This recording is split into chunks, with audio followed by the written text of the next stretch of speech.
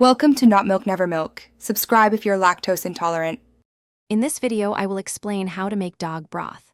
First, select high-quality bones like beef marrow or chicken feet, aiming for about 2 to 3 pounds. These provide essential minerals and collagen.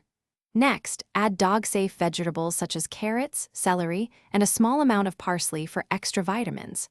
Remember, it's crucial to avoid any ingredients toxic to dogs, especially onions and garlic, which can be very harmful. This initial step sets the foundation for a nutritious broth. Once your ingredients are ready, place the bones and vegetables into a large stock pot or a slow cooker.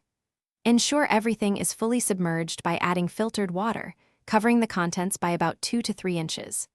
Bring the mixture to a gentle boil, then reduce the heat to a low simmer.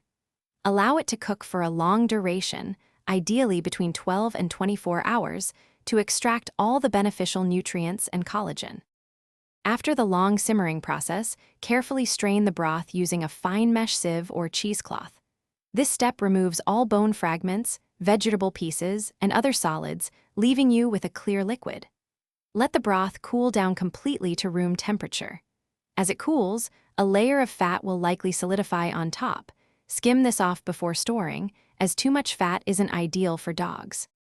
For storage, pour the cooled, skimmed broth into airtight containers. It will keep fresh in the refrigerator for up to 5 days. For longer preservation, consider freezing individual portions in ice cube trays.